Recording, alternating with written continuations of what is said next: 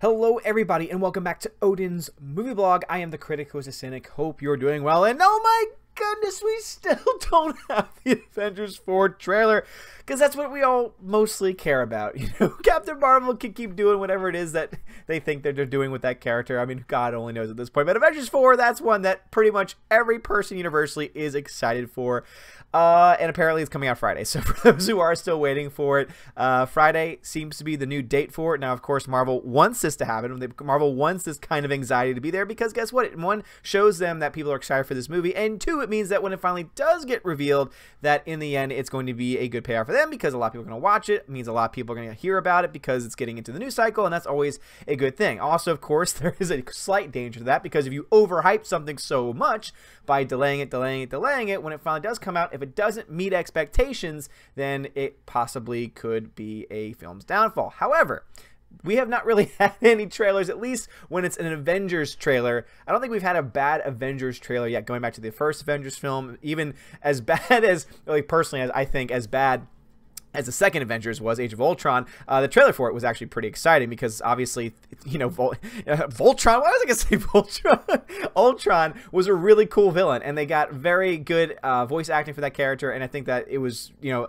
so much could have happened from that trailer. Again, that's just going based off the trailer. So this one I think is going to be great. I think this one's going to get everybody so hyped for it, and I think that they probably need that at this point, especially since Captain Marvel has gotten people kind of like, I don't know. But anyway, that's where that is. But the big news today is that everyone's been talking about is Kevin Smith wept on the set of Star Wars Episode 9. So apparently he was able to see 2 scenes from the new movie, and he cried. So this is something that he's known for. I mean, obviously he's cried several times before, so this doesn't really mean much to me. Again, I like Kevin Smith. I actually met him when I was 19.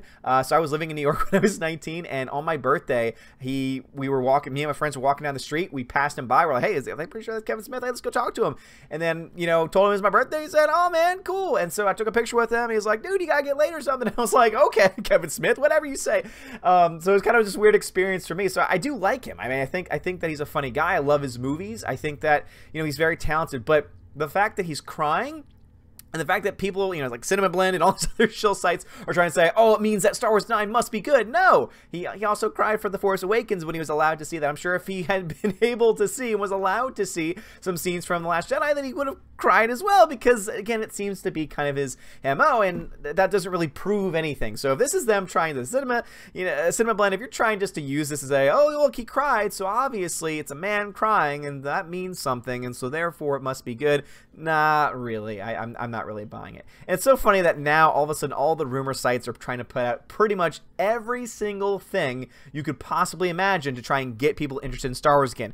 They've talked about Knights of Ren. Knights of Ren apparently has been confirmed that it's going to be addressed. If they don't address it at this point, then why the hell did they bring it up in the first place? God only knows. You know, Rian Johnson, why did you just let that just fall away? Let's go to Canto Bight, though. That's what people really want to know. People want to know about Canto Bight. People want to know about the Casino Planet. People want to know about Rose Tico and her assault of Finn. That's what people want to know now. But, you know, Knights of Ren, psh, I'm past that. I'm too prestigious for that. Vitriol. Like, that's what I feel like he was like, I'm too much of a good director. I don't know why I'm turning into Willow. It's an insult to Willow. But that's just like the voice that comes into my head whenever I think about Rian Johnson. But still, it's all coming back to say this very thing. Episode 9 does not nearly have as much hype as it should for a Star Wars film. And the main reason behind that is the very fact that there is a large group of fans. I'm not going to say a majority. I'm not going to say a minority. I'm not going to say a vocal minority. Again, as people try and say all the time, I'm going to say that there is a large group of fans, because no one can deny that it's not a large group of fans. If you want evidence of that, oh, you have no evidence, I'm sorry, go to Solo. Oh, there was a lot of reasons why Solo did bad. No. It's a Star Wars film about Han Solo. If they had gotten the right actor, if they had, you know, done things right, it would have made bank. The problem was that it came out 6 months after The Last Jedi, which broke the Star Wars fandom. And again, I can look to those numbers and say, oh, you don't lose $200 million in a Star Wars film unless there's something wrong. Because even the film itself, most people will say, oh, it was okay. I gave it a C personally. I thought it was a C movie. It was one of those things where I was like, meh, I don't care about it. It's not total trash. But at the same time, I'm not like excited to go see it again. But again, the best part of it was getting to see L337 get exploded, which was awesome. It was great. I wish I could see that film, you know, that moment over and over and over again. I'm not going to buy the Blu-ray to get it, but at the end of the day, it wasn't a terrible film. So with all of that being in mind, when you look to the critic and audience scores, which were not god-awful, especially compared to those of The Last Jedi, it kind of makes you in that position where you're like, well, obviously there's something wrong with The Last Jedi. Obviously there's something wrong that happened beforehand, because you don't lose that kind of money as a Star Wars film for the first time in history, especially when you look back to the prequels. Because people say, oh, it did bad marketing and everything like that, and it wasn't a good, you know, it wasn't as great of a movie, and it had faults. It's like, I'm sorry, if you were going to try and tell me that post-Phantom Menace, let alone post-Clone Wars, which to me are still very weak films. Again, I still like the prequels as far as comedy is concerned, and it is a coherent story, so it has at least that over The Last Jedi.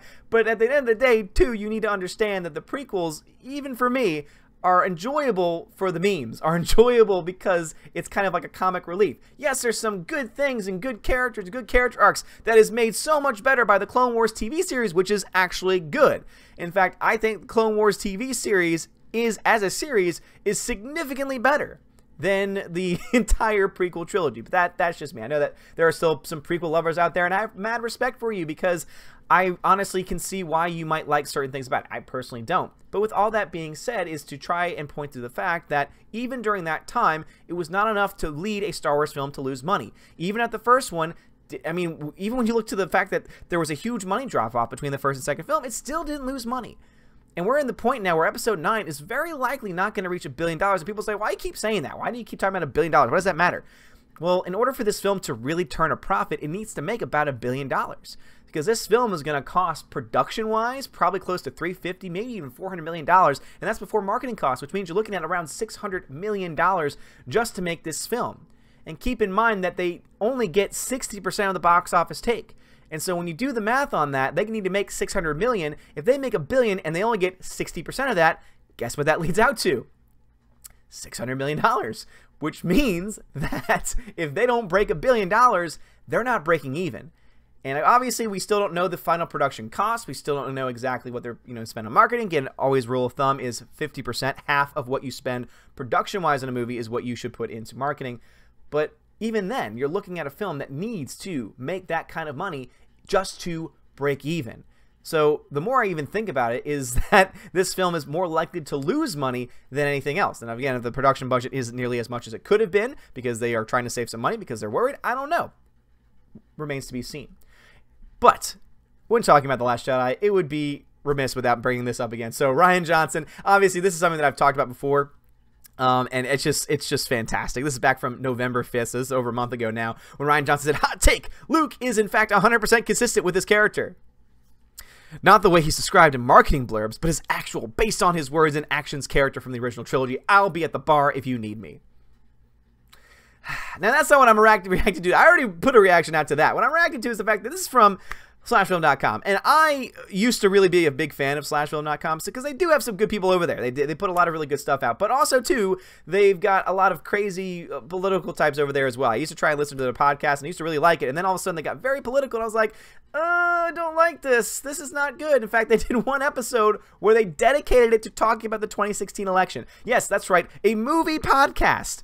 Slashfilm podcast, which is supposed to be about movies, spent it talking about politics. So that's kind of when I just shut off from them altogether. But every now and then I go back because they do break stories, and I do like to see those breaking news stories about movies, and it says, none of us deserve Rian Johnson.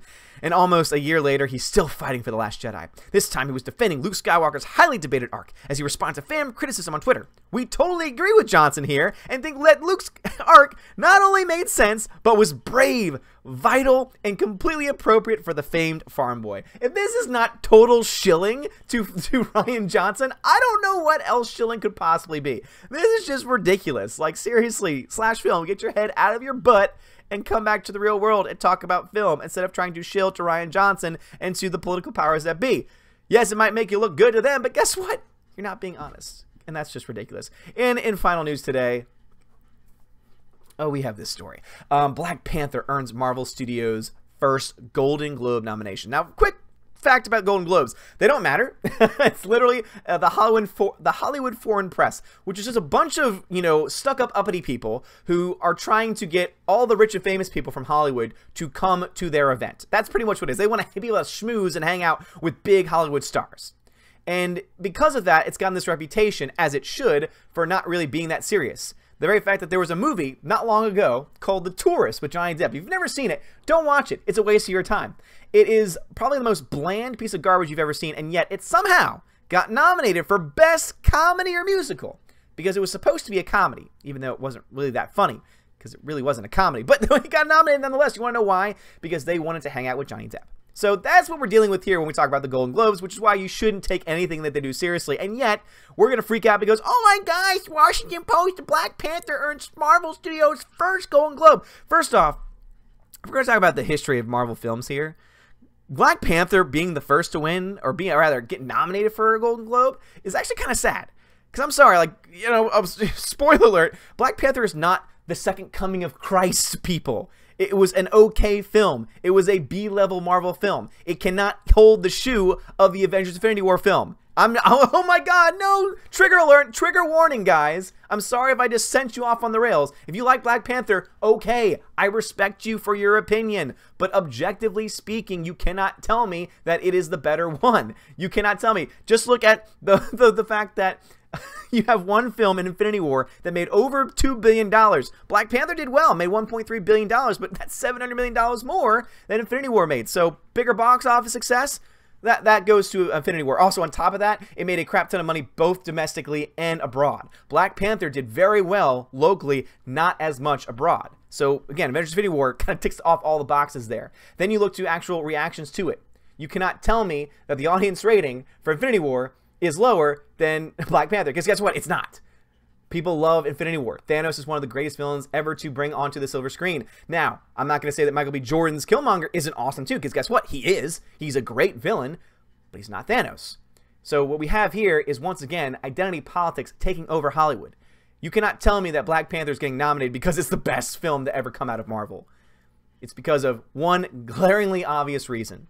And you already know what that is. But anyway, guys, what are y'all's thoughts about this? Let me know. Do you think that Black Panther 1 deserves to be nominated for a Golden Globe? Or 2, do you even care? I mean, I care only because people are going to try and spin this, because this actually does mean, because obviously when we talk about Golden Globes, they do not predict the Oscars because, as I just explained before, they're kind of a joke.